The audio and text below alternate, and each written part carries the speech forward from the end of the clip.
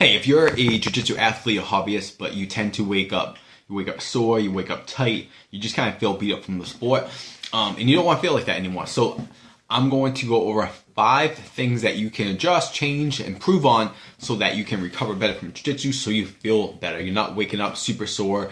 You can train harder. You can train more frequently without feeling like shit. Now, before I get into it, if you're someone who has trouble with your condition as well, in the link is going to be I wrote these series of emails that go over the best strategies to improve your conditioning. They're very simple but extremely effective if you put them to practice. I'll put the link in my description. So I wrote down about, I would say, 1, 2, 3, 4, 5, 6, 7 things which I think are really important. So the first one is, are you currently strength training? Because if you're not currently strength trained, if you're not strong, if you're not just strengthening your muscles, but your ligaments, your bones, your joints, jiu-jitsu can feel very stressful. And the power of strength training is that and this does take a little bit to adjust so your body can build muscle, build strength, increase your tendon strength, increase your bone strength. But eventually what happens is that jiu-jitsu is not that stressful to the body. So you're not going to feel wiped out after like a session, or you're not going to wake up next day like super sore, and you're not going to feel beat up. You're not going to need like a ton of time to warm up for your joints to feel loose. So make sure you strength train. Now the problem with strength training, especially guys, everyone thinks they know how to strength train properly, but oftentimes we really don't. We don't know the nuts and bolts of something, and we also don't know how to make adjustments. We might be strength training, but say you're strength training and it's still not getting any better. What adjustments do you make? So if you're not strength training is probably the first step. But especially if you're not a trainer or if you're not someone who knows a lot of this stuff, I definitely join some type of coaching program, something like that. Just so happens I do have a similar coaching program. So if you want me to give you an online assessment, write you your strength and conditioning program so you don't have to worry about are you doing the right things, I'll put the link in the description. So a couple things I wrote down regarding that is that exercise execution is really important. So if you're doing an exercise improperly, you might be placing more stress on your joints instead of building the muscles and the ligaments for strength, like I said. So learn how to do exercises properly is good. So even if you go to your local gym and maybe you just hire a trainer for like a session or two just to show you how to do the basic lifts, like how do you squat properly, how do you do a press properly, how do you do some type of row properly, how do you deadlift and do an RDL properly. That's going to be really extremely helpful. Or you could join my coaching program. Another thing that people don't really think about is exercise selection is really important, especially as you get older.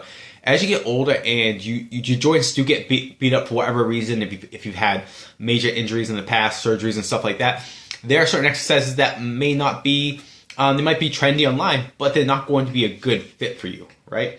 So a good example of this is like a barbell bench press. For a lot of guys, it's like something that you've done maybe since you were 18, and we just try to stick it in there. But sometimes the problem with barbell work, and not that I think it's bad, but for some people, it's very restrictive. It puts you in this like very fixed position, and if you have bad shoulders, a bad neck, it can be a really tough exercise. Same thing with a back squat. Again, these aren't bad exercises, but you need to be able to make adjustments and make sure you're doing the best exercise for your current fitness level. Any injuries or like physical limitations you have is really important. So for example, I've been dropped on my shoulder both times, and I'm pretty sure I've separated my AC joint.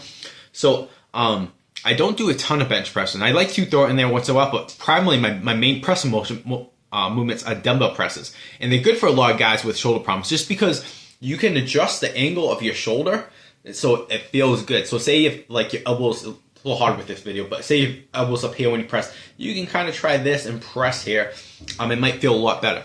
Another thing to think about is our joints, we're not the same. All our joints are built differently. Like the space that we have in our joint capsule is different. So like this might feel really good for one person, but then another person, this might feel fine. And things like, and when it comes to pressing, like dumbbell presses, they allow that those small adjustments. So something like if we talk about back squat, a lot of guys have very tight shoulders, and what happens is like you try to get underneath the bar, and what you're doing is you're shrugging your neck too much, your shoulders come forward, and sometimes that even causes you to arch your back. So a squat variation, which should be a good variation, guys will have trouble with it and like, oh, I can't squat because it hurts my back and hurts my shoulders. No, you probably need a better squat variation. Maybe a front loaded is a better option. It's like a safety bar squat or a dumbbell squat, or one of my favorites like a Zercher squat. So I won't go into like every single exercise, but just remember, exercise selection is important. And sometimes if you just doing exercises that aren't right for you, they can beat you up. The next thing I want to talk about is frequency and volume. So how often are you lifting weights? Like how much work are you doing? How many sets and reps are you doing? And how hard are you going?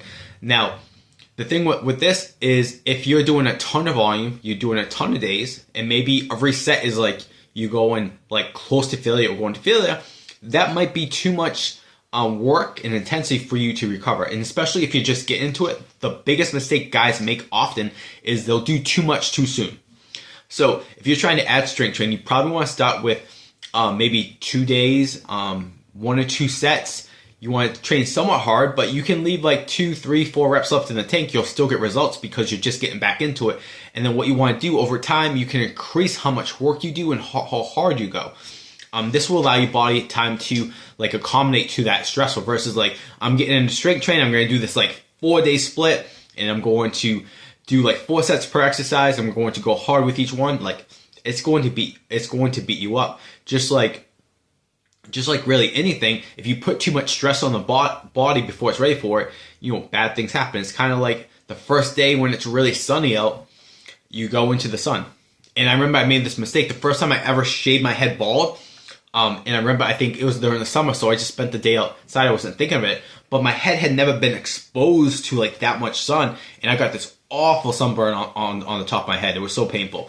But you know, training's the same way. It's just too much too soon. So if you're not strength train, make sure you learn how to exercise properly. Make sure you're picking the right exercise variations, and make sure that you're doing the proper volume and intensity. And this is something that if you're a personal trainer, strength coach, oftentimes we call how much volume sets the exercise. We call this like a prescription. Almost like you get a prescription from a pharmacy, and it might kind of seem a little too serious. Hey, this is just working out. But it's kind of true. Is like if you need the right amount, because if you don't do the right amount, and sometimes it takes a little bit to figure out, but if you don't do the right amount, you're not going to probably get as good of results. But if you do too much, then again, you're probably not going to get the results you're looking for. The next thing I want to talk about is maintenance calories. So, and just nutrition in general. So this is something people sleep on, but if you're not eating enough calories, like your body doesn't have the raw resources to recover. And like if you don't recover, it's no reason why you feel beat up. And I always think about this, like if you ever had a teammate like doing a competition and they're eating barely nothing because they need to cut a bunch of weight, they roll and they get gassed out quickly. Their performance sucks because you just don't have the raw resources. And something I learned during certification, it makes so much sense. It's like when you eat in a caloric deficit, all right, which is great for fat loss, but not great for performance and feeling your best, you're purposely under recovering. So if you're like, hey, I'm trying to lose fat, so I'm going to cut my calories like too much, even if it's not too much, like you're going to purposely under recover. Your performance is probably dip. Strength might dip. You're probably not going to feel the best. Your motivation will go down. And sometimes, hey, if your main goal is, hey, like I'm overweight, I need to lose this fat for this competition. I need to lose this fat because I want to be healthy for my kids. That's fine. You just kind of have to take that I'm going to be in a deficit for a little bit, and I'm going to have to take these side effects for a little bit. But most of the year, you should be eating around maintenance calories. And a good app I like is like Macro Factor, because it adjusts that number based on your activity level. So your maintenance calories is different, right? So it's like the amount of calories you need to maintain your body weight. So if you have a day where you're like just chilling around the house, like Sundays, I don't do anything. So my steps are really low. My maintenance calories is probably low, right?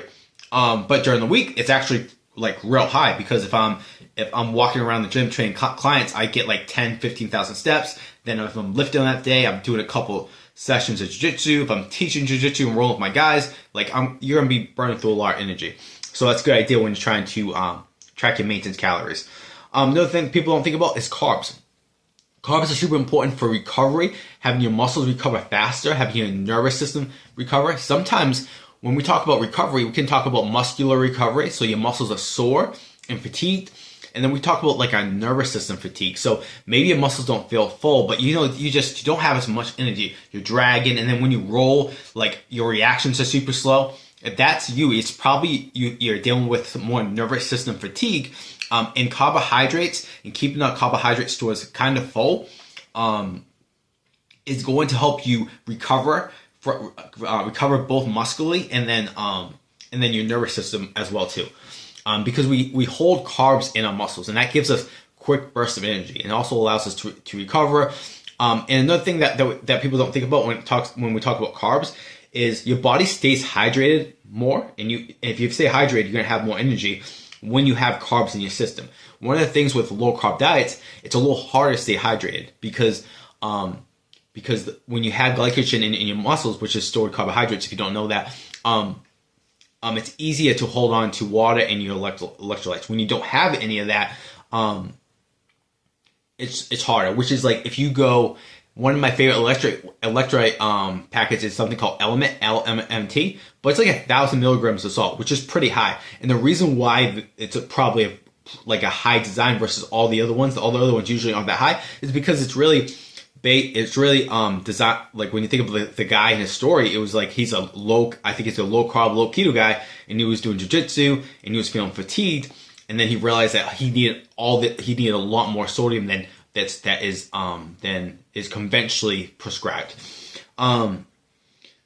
So we want to have carbs in our diet. So like the best time to have carbs is pre-workout and post-workout. So pre-workout is great to keep your blood sugar high going into training, so great for performance.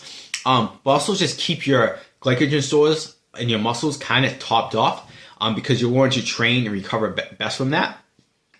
And then post-workout, carbohydrates are great because again, you're going to try to replenish the glycogen in your carbs that you burn off during strength training during jiu-jitsu. But some people don't think about with glycogen stores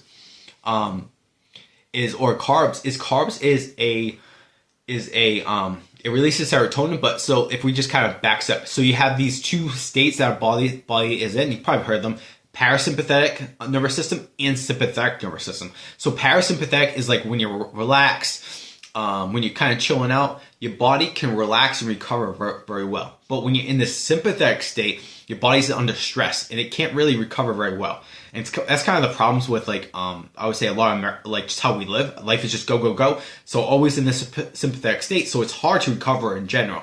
But when we actually have a carbohydrate meal, that blunts that sympathetic nervous system and makes it easiest for us to get into a parasympathetic nervous system, which is great. So after you train, have some carbs that blunts it and you get into a more recovery state. This is also why I'm a big fan of having carbohydrates for dinner, because again, same thing, it's going to help get your body into a more relaxed state, so it's easier to fall asleep and have higher quality sleep. So carbohydrates, maintenance calories, very important for recovery. Something I don't think most people really think about, or a lot of coaches don't talk about. The next one that I'll touch on quickly is sleep. So sleep is super important. If sleep was a drug, it would be super, super popular. From like boosting your testosterone, boosting your human growth levels. It stabilizes your blood sugar. You'll have more energy. You're gonna have less cravings. You're in a better mood. Your performance is better. It's really important. So there's something to like about when we sleep. If we can get, I should say it like this: the more sleep we can get before say 12 a.m., the better. So if you're getting so the range for sleep they usually say is like 7 to 10 hours. 10 is kind of obnoxious if you're an adult, you have kids, but it is what it is. But if you can get like 7 to 8, that's ideal. But you probably feel much better if you can get most of that sleep before 12 a.m. So for example, if you're like staying up till 11 o'clock watching TV and then you go to bed, even though you get 7 to 8 hours, it might not be as productive as if you get sleep, if you get sleep from like 8, if you go to bed at like 8, or you fall asleep at 9 too. A few things that affect quality of sleep is screen time. So if you're in front of a screen, then go to bed, you'll probably get poorer sleep versus like maybe if you did something off the TV. So maybe you're talking to your spouse or playing with your kids, or you're stretching, or you're doing meditation, or you're reading a fiction book, you might feel like you get better sleep. Another thing that really tricks people is alcohol consumption. Alcohol really makes your sleep very unproductive.